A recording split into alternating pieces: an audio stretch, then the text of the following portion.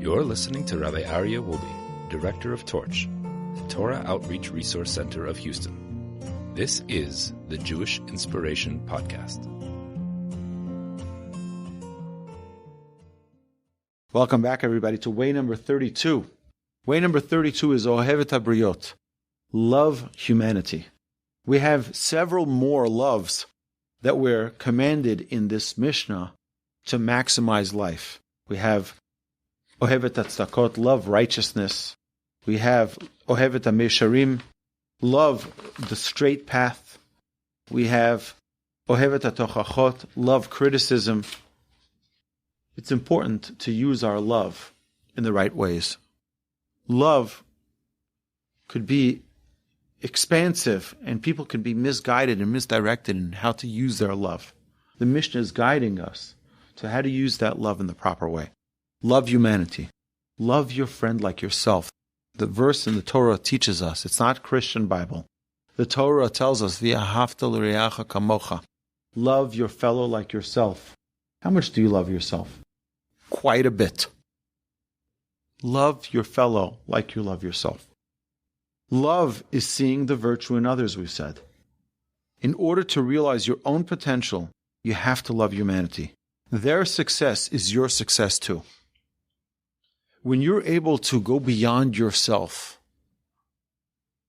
to be bigger than yourself, to be magnanimous, to be kind and loving with others, you're the one who becomes greater.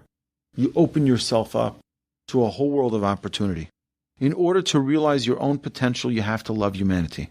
The more you have love in your life, the more happy and efficient you'll be. A person who has love in their life, everything is chirping, everything is singing, everything is happy, everything is dancing. When you have love. When someone doesn't have love, everything is depressing. Everything is down. Everything is dark. We want to be people who live lives that are filled with love. And you know what? Yeah, there are times that are difficult.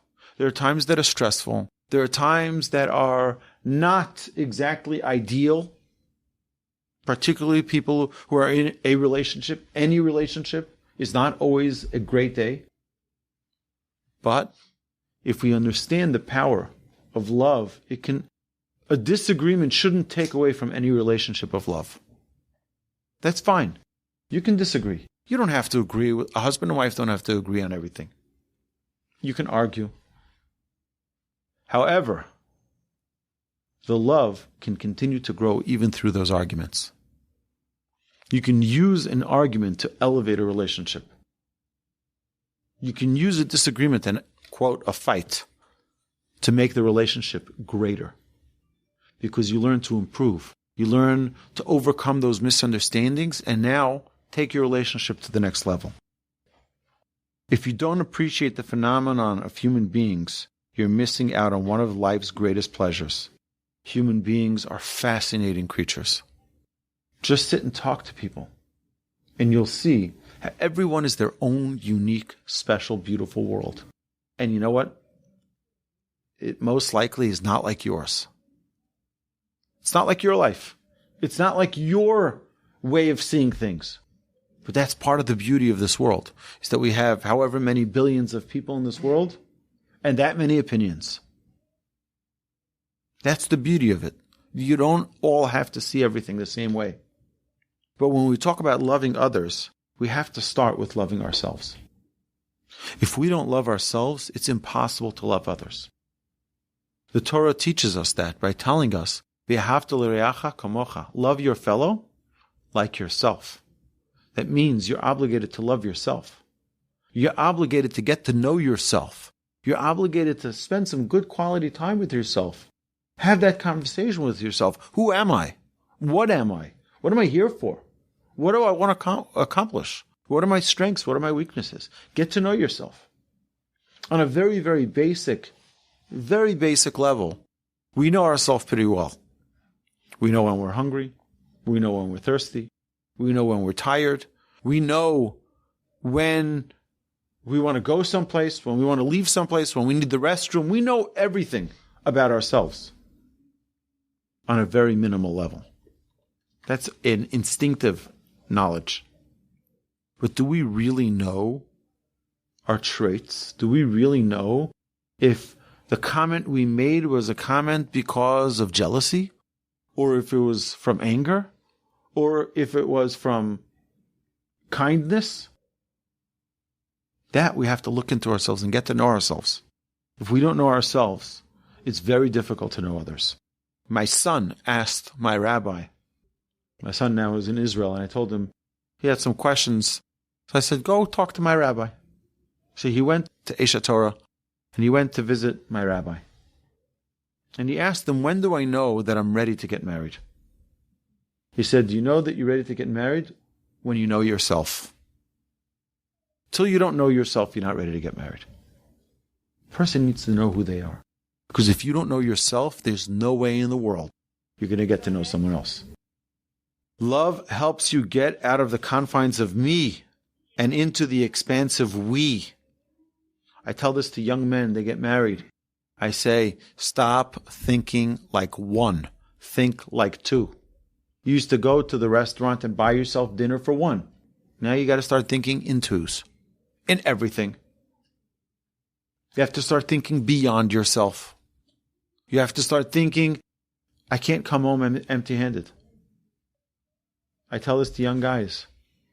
Never, ever come home empty-handed. Buy your wife a bar of chocolate. Buy your wife a card.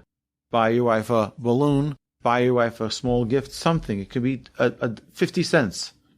Don't come home empty-handed. Now, this is more in the beginning of the marriage. Later in the marriage, it's important as well.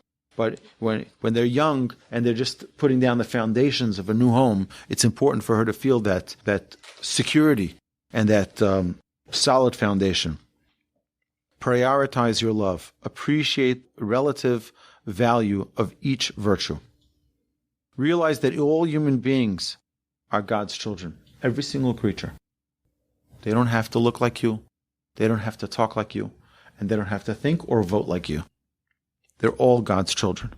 Aaron, Moses' oldest brother, taught us what it means to love every Jew. He was Oheiv Shalom v'rodev Shalom. He loved peace and he pursued peace. It's not enough to just say, oh, I love peace. Oh, peace is very important. No. He went out of his way when it wasn't his business to go make peace. He didn't say, I'm just staying out of it. It's not my fight. I'm staying out of it. No. If you really love people, you want to see the peace that people have together. And you go out of your way to make peace with them. To make peace among them. If loving one person is a pleasure, then how great it would be to love all mankind. Don't be stingy. Love everyone. You've been listening to the Jewish Inspiration Podcast, a Torch production. Become a supporter at torchweb.org because your assistance enables more Torah learning around the globe. To find more lessons offered by Torch, please visit torchpodcasts.com.